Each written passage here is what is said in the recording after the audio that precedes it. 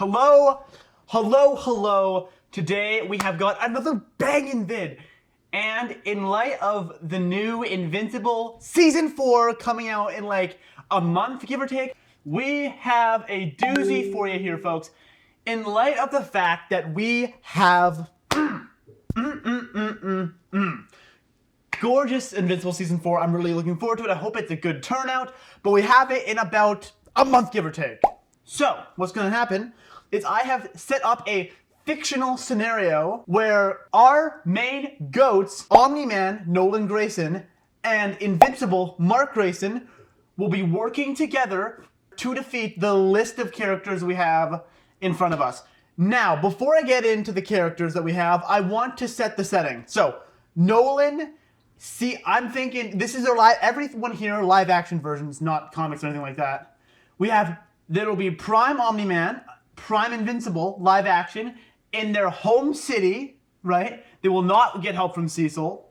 They cannot access Cecil. Those two are on their own, but they can use the city however they want. They could throw a building at their opponent. They could, if they find some like toxic waste amongst the city, they could use that to take them out. That is completely up to them.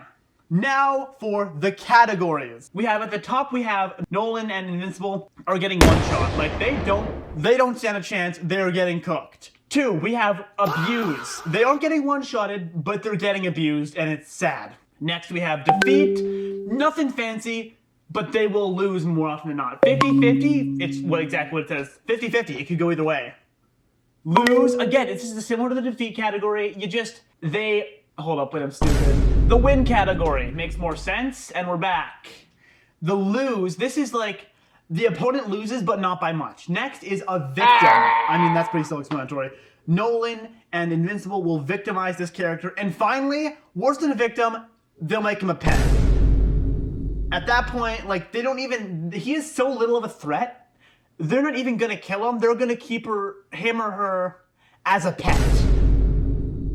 I'm not the one who did that. They did that, right? I'm just the messenger. Do not shoot me, please. Please.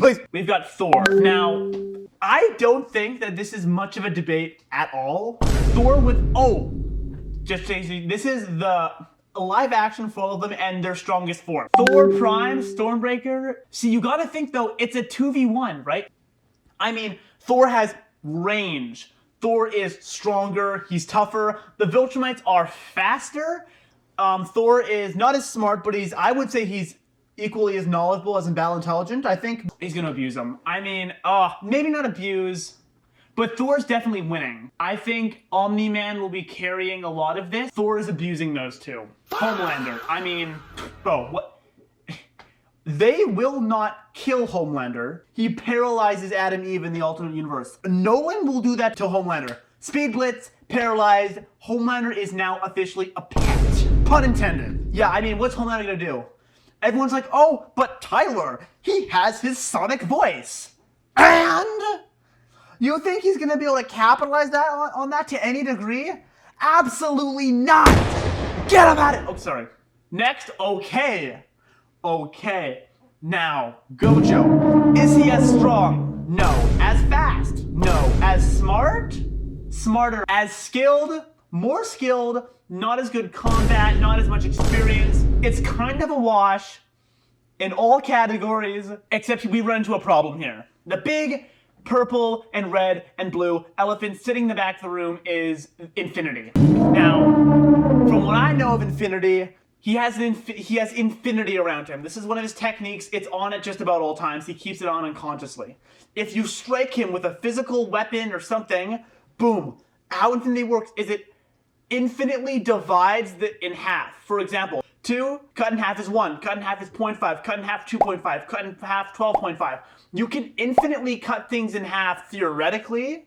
So in theory, he would never actually hit Gojo. That's what's at play here. So the only way you can really push through Gojo's attacks is if you transcend space or warp space, because then it kind of voids out Gojo's infinity because you're warping space, or if it's like a reality bending attack, then you could get through infinity. But I don't see Omni-Man or Invincible actually getting through infinity. The freaking hacks of the infinity it's too broken. So win.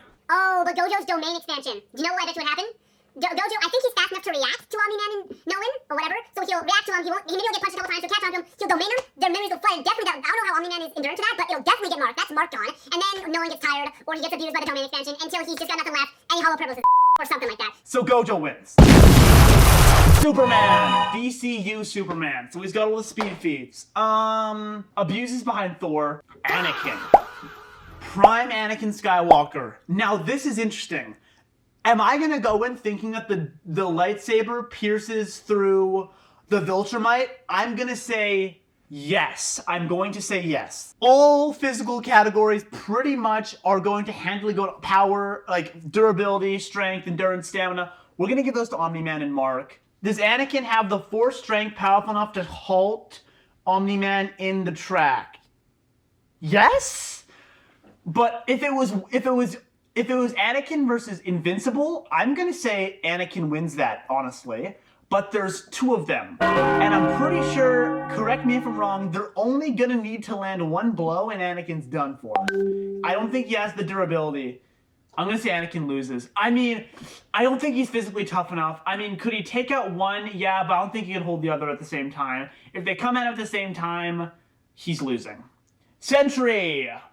I mean, if we're gonna go off statements, he's stated to be stronger than Thor in just about every way. But we've only seen him fight a bunch of fodders? Cannon fodder, I should say, being the Thunderbolts, so...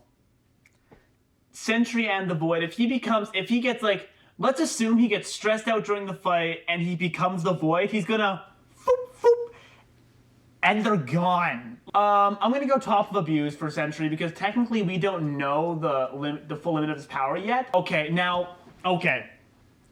Now, I didn't want to include characters that were too overpowered, like the One Above All or some reality warping entity, because what's the point of putting such a broken character in there? Because they'll just one-shot Omni-Man and it's not even a debate. But I did want to include one really broken character, and that is Ted Wheeler from Stranger Things. And the reason why is because I've heard this debate on the internet a lot recently where they're saying, oh, Ted Wheeler's a victim to all of Marvel, all of DC, all of anime. Whoa! The feats we saw from Ted Wheeler in the shows, I don't think we watched the same series of television, because from what I saw, Ted Wheeler one-shots everyone else on this list handedly. Thank you, there'll be no debate on Conquest. Yes. Victim. I put this guy on here so I could hate on Conquest. What? Yes, I did. He lost to Invincible in Season 3.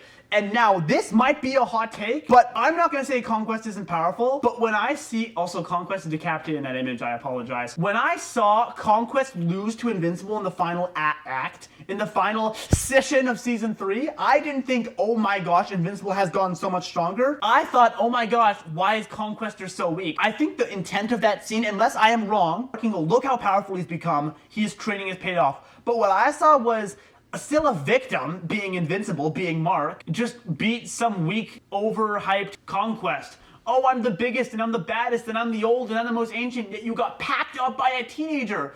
I'm sorry, what? He will be so much more battle intelligent, knowledgeable, like skilled, more combat, more experienced. That is such a gap that for Conquest to lose, there would have to be a huge gap in physical, because that's the only way Mark could make up for it, because he isn't making up for anything skill-wise, any of that.